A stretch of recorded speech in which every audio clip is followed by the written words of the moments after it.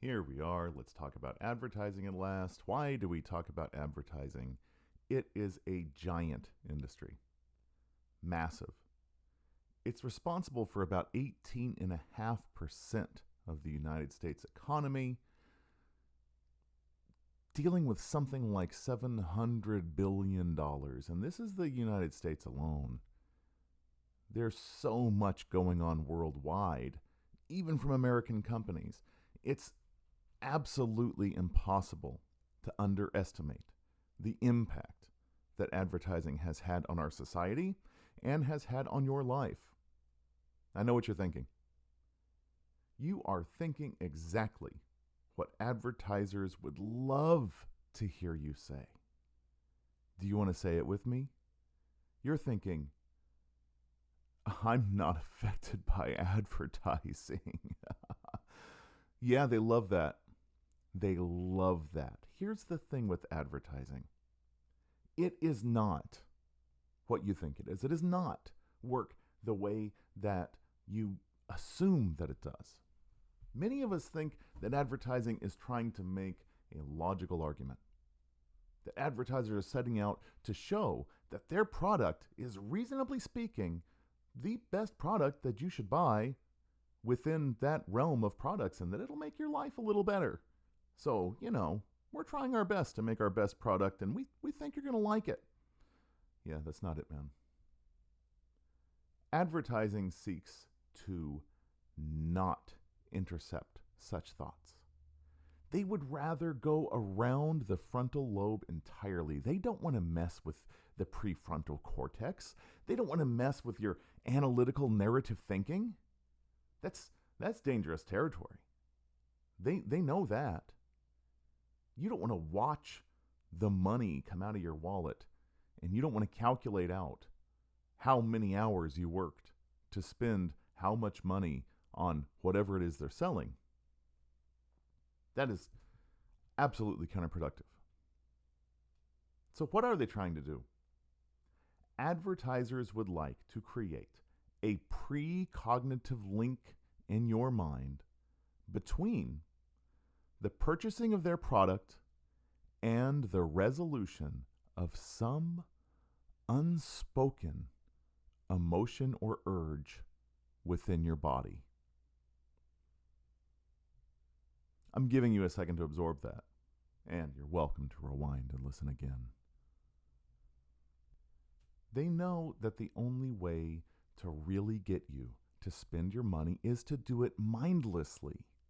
And if you know very much about your brain, you know that your brain's number one job is to not think. You know that it would much rather react to things and rationalize later. Rationalizing is easy.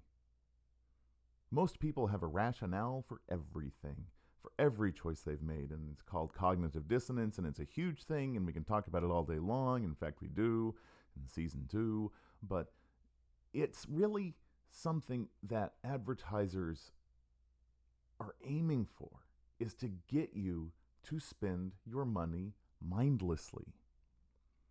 Any consideration, any thought will intercept that impulse. Impulse is what they want, not impulse control. So on the surface, it may seem like advertisers are looking to make some sort of a logical argument, to argue logically that you should get this toothpaste or that, this soap or that one, this car instead of that one. But we're missing the whole point. Once we start thinking in that realm, we're missing the whole point. Those things, those appearances of logic, are simply the devices that they're lending to you to provide you with rationale later.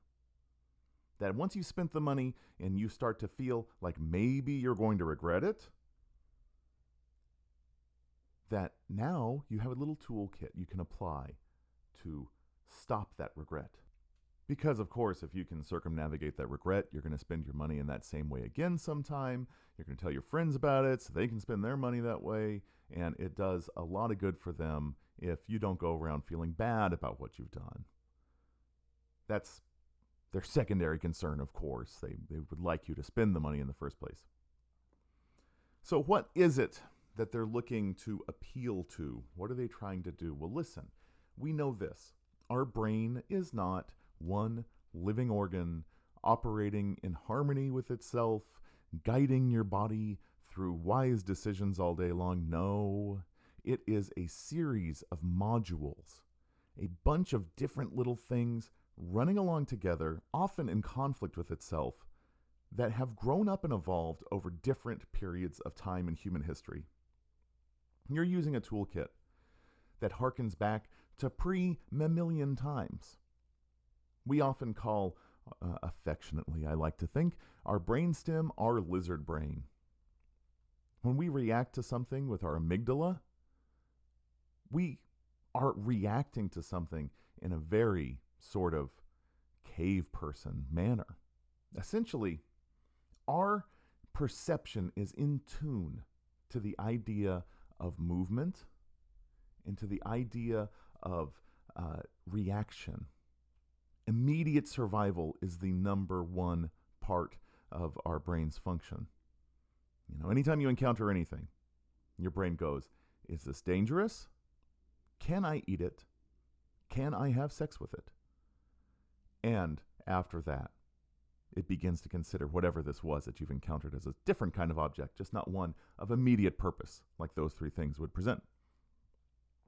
That's a little cynical, but this is really the very primitive part of the brain, the part that has prized the species' survival over that of any sort of cognitive pleasure or cognitive consideration or contentment within the individual.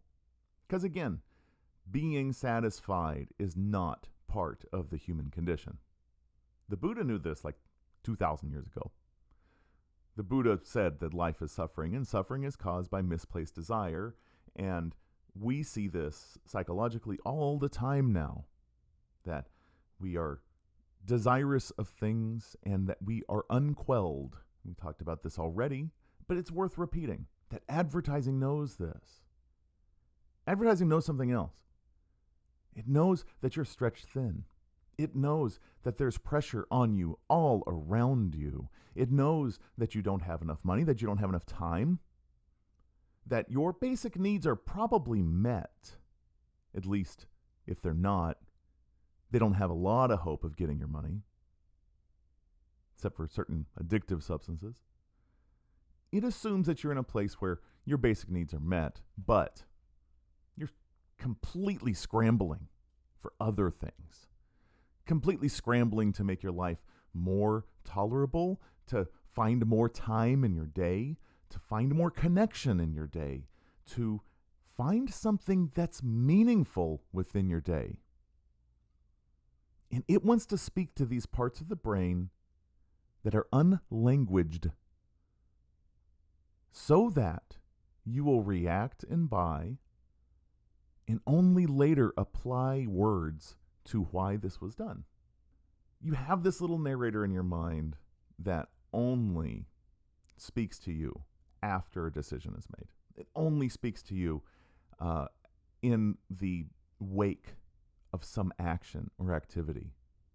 And it makes you think that things have been considered and things have been done. But really, again, your brain is trying to avoid this. It does not want to burn all of those calories to think unnecessarily, especially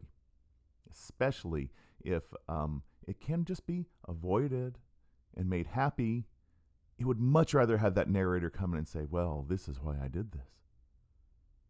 Little tiny cognitive behavioral therapist in your head is a little narrator. And the more, therapy you take or learn or whatever, the more he starts sounding like that therapist and the more justified he is, and I'm saying he because I'm thinking about myself, in doing things, you can apply whatever pronoun you like. Maybe your little narrator guy is a different gender than you? I don't know. I'm thinking out loud now. Okay.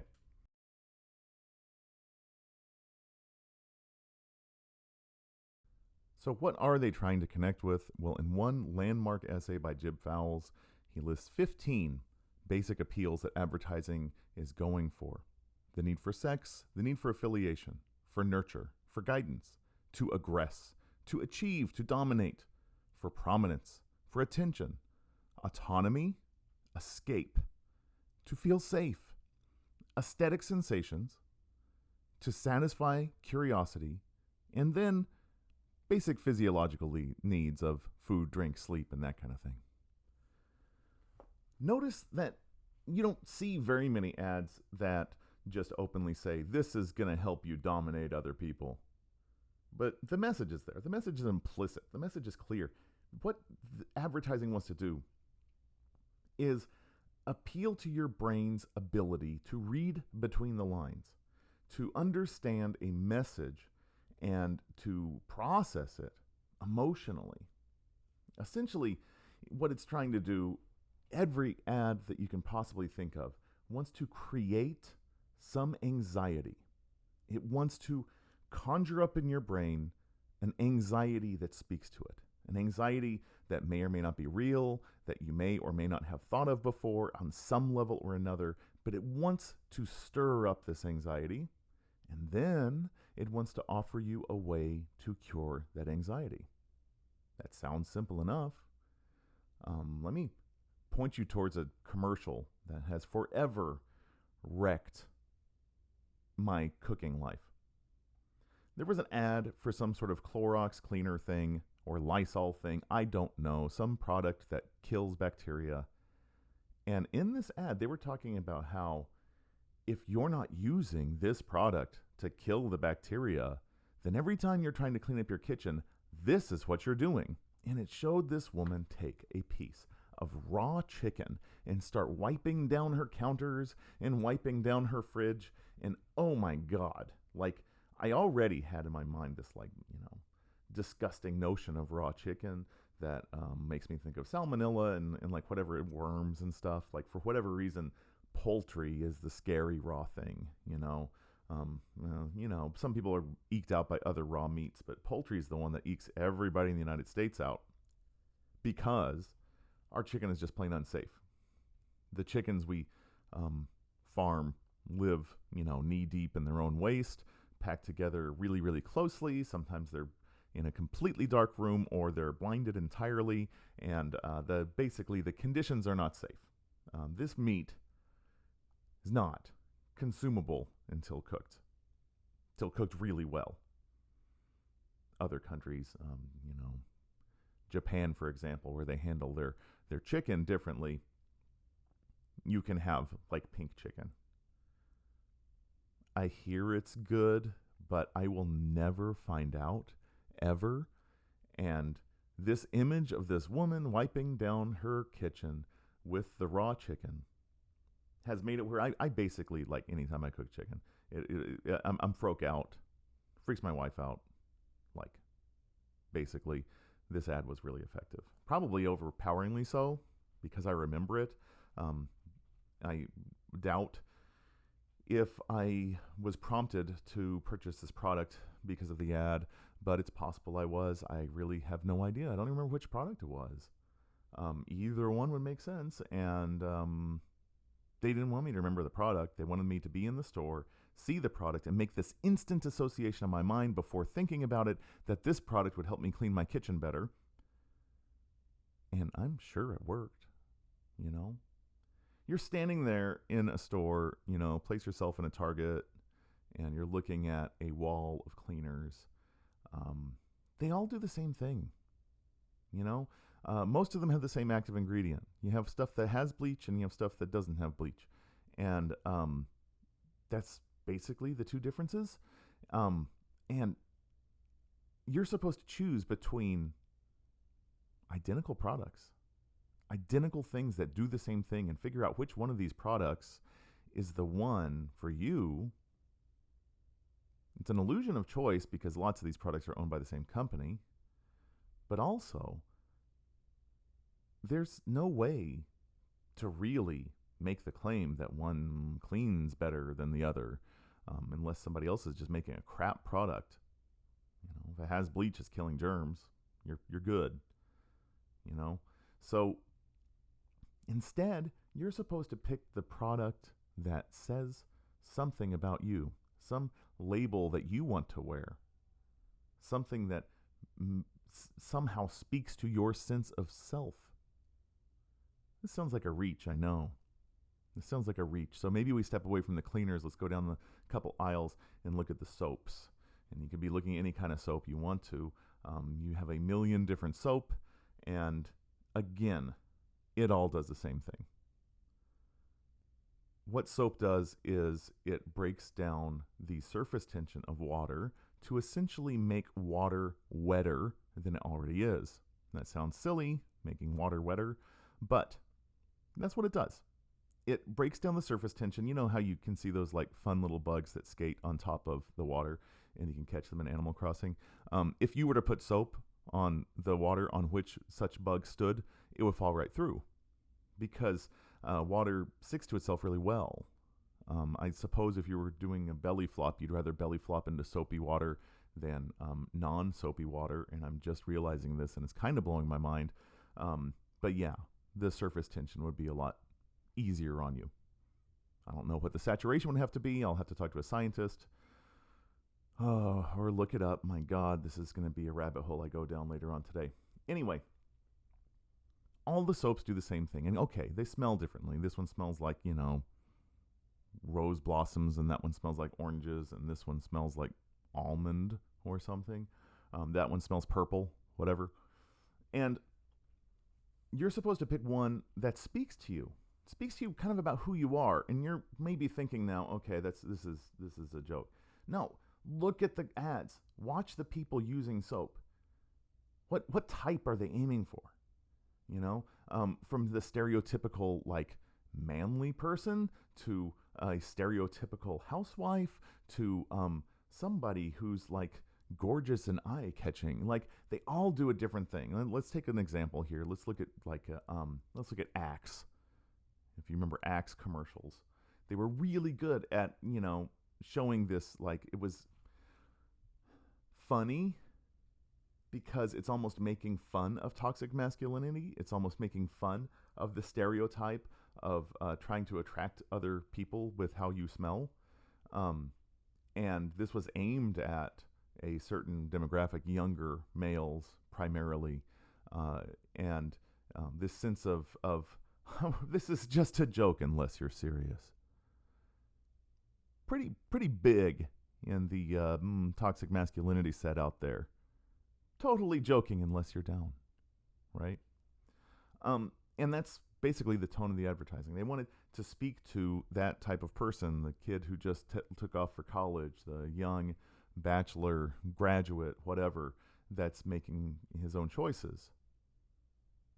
Then let's look at Dove. Dove for a while had this great campaign.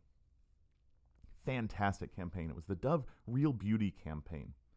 And what they did was they actually hired filmmakers for this. They hired people who had a background in social criticism. And they had them make the commercials for them. Dude, that's wild. So what they did was they did commercials that really deconstructed the beauty industry. They were really good. They were basically saying, we know that you know that the beauty industry sucks. So we're telling you that supporting the idea of stopping the beauty industry from deciding your self-worth is Dove, and you're like Dove because you know it. And this was like in the infancy of like internet marketing. And most of the advertisements they did not pay for. Like they paid the people who made them. They did not pay for them to air on TV. They paid for them to be online and have people like me share them around, have people like me, send it to my friends and my friends send it to each other. And people would be like, wow, this is empowering as H, man. Wild. And to see this deconstruction of advertisements, perpetuation of what's considered beautiful, of what's considered attractive. And instead, to present a sort of like health at any size picture, to have diverse bodies and diverse skin colors, diverse ages. They had this, famous advertisement. This one did run in a magazine of a woman who was the caption said, too old to be in an anti-aging ad. And she was like an 80-something-year-old woman. And she was completely nude from the side, like you didn't see anything. But like, still conventionally attractive 80-some-year-old, and it was powerful because, I remember being younger. I was like 10 or 11. I had this crush on this girl from an Oil of Olay commercial. And Oil of Olay had this tagline that was like, makes you look 10 years younger. And the girl in the commercial I later found out was 16. So I guess they were saying that using Oil of Olay made this girl look 6. The anti-aging commercials generally use very young people, children, and then tell you that, it's going to make you look 10 years younger. And this is nice because you can look at this and see this person and go, man, if they need this, I totes need that because, dude, I'm like 30 and I don't want people to reject me socially. So I'm going to get it. That person was like twice as old as the model. Give me a break, man. That model did not need the anti-aging stuff, and neither do you. So I point this out. I point out Dove and their fantastic campaign for real beauty because they're owned by the same company as Axe. So on the one hand, you had them advertising soap to some people saying this is empowering. You can break yourself free of these stereotypes. You can define yourself and your own image and your own worth. And on the other hand, they're saying to other people, yeah, you're a badass. This is your image. This is what you're into. This is what people are looking for. This is what's attractive. They will speak out of either side of their mouth. There's not a cohesive message here. There are so few companies owning all of the products that you buy. You don't even, you don't want to see it, man. There's a chart out there, and, I'll share it on my site about the different companies that own everything in a normal grocery store. And I mean, it's like 6 or 7. Like, seriously, that's crazy. Advertising's point of contact is that grocery store. And what they really try to do is a cradle-to-grave type marketing.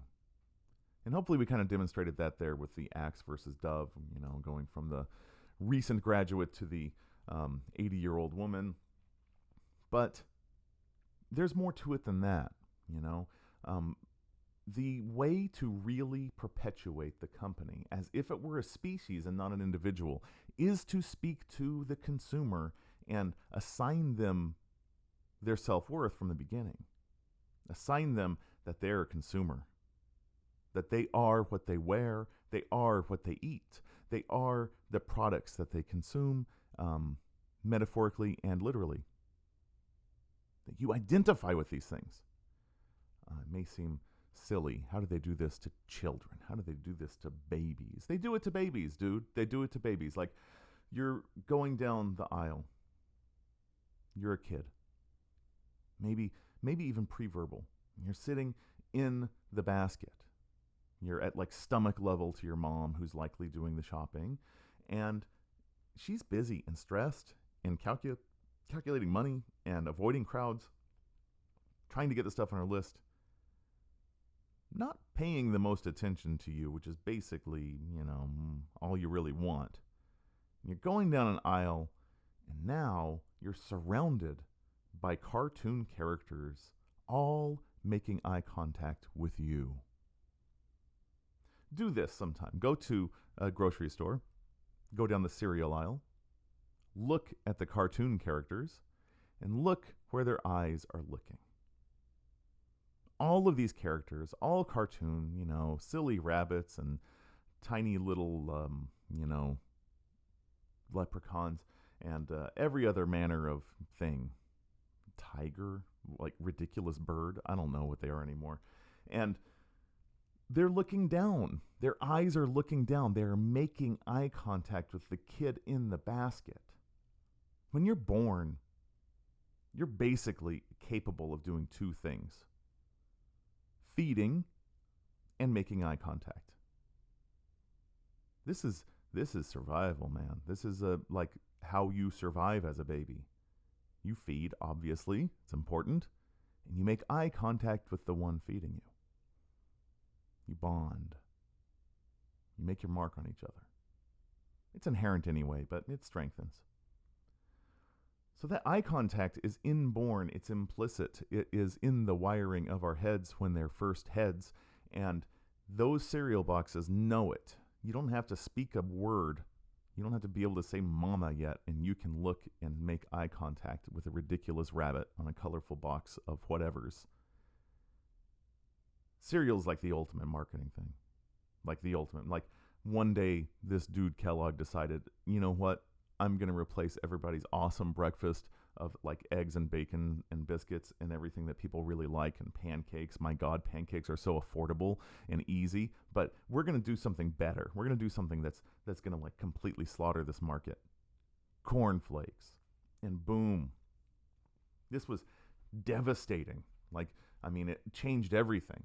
This was, the very first cereal, and it was a massive success because it was able to sort of advertise itself as healthy and as, salt of the earth type thing. It's coming from corn, which is so American, right?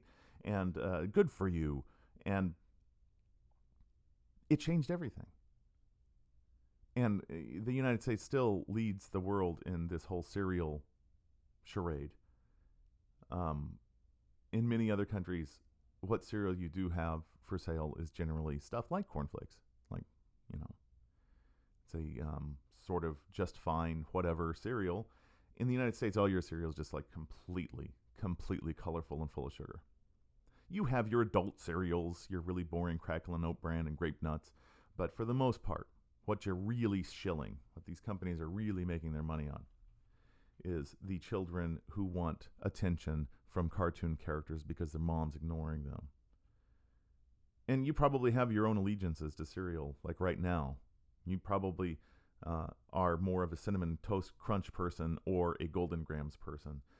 You're probably more of a Honey Smacks person or a Captain Crunch person. Like,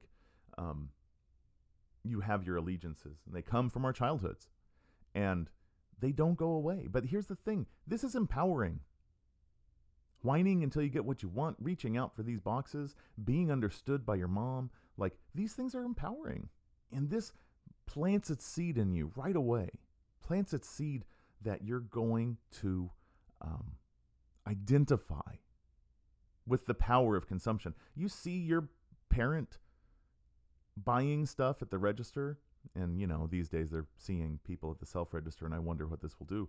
But I remember being really young and thinking that, like, the grocery clerk was, like, the most important person in the world, man. They were so important. Like, you gave them their money. They gave you change. They sold you food. Like, I did not see this point of contact in many other places. There aren't many stores that kids are brought into. You don't go generally to a car lot when you're very young. You don't go to what other stores do people go to? Like, clothing stores and stuff. You're usually bored out of your mind. But the regularity with which you end up in a grocery store, the regularity with which you see your parents buying stuff that you eat every day, this grocery clerk seemed important. This transaction was power. It was power. When you get your allowance and you get to buy what you want to buy, and you go and you buy candy, that's power, and you feel it. You feel like you're the center of the story right now. You're the one being waited on. People are jumping around doing stuff for you. That feeling never really goes away. And that same marketing strategy that covers soap and covers cereal covers everything in the store, from front to back. These different ideas about how to pigeonhole yourself as an identity. These different ideas about what type you are, what your values are. For example, look at a car. You see somebody driving a Prius. You see somebody driving a Subaru. You have certain assumptions. A Subaru Outback with a bunch of Bernie Sanders stickers on it. Sounds familiar. It's different than a BMW, isn't it? Which is different than a Ford F450 or whatever. These things are different. They're for different types of people. You can probably look at a car and decide based on that make and model and condition of that car if that's somebody you want to know or not. Cars advertise to different demographics in like really kind of silly ways. Some demographics get names: the LeSabre, the Soul, the Spectra, the Corolla, which used to be called the Corona. You get names for some people, and then some other people Once you get like classy enough, you wealth out of names, and instead you get designations. The I-250, the V26, like whatever, Mercedes and BMWs and the higher end Volvos, Lexuses. They're not named stuff. They're not named stuff. They have a series of letters and numbers, and other people in your demographic know what those letters and numbers mean, know the price point and what is covered under those letters and numbers, where the person driving a Civic only knows that the Pilot is roomier. The Highlander is, a little more comfortable than the Prius. And the hybrid Sienna, that's for a family person who's really environmentally conscious. Like, these are different. They're advertising to different groups that want to say different things about themselves, because for the most part, this whole idea of keeping up with the Joneses, this whole idea of the American dream as more, generally means more than the person within your own bracket. So advertising has us placing a label on ourselves. They sell an image. Clothing, food, cars, whatever else you buy. They're selling an image. You package yourself. It's fascinating. And believe it or not, this is just the very beginning of the advertising story.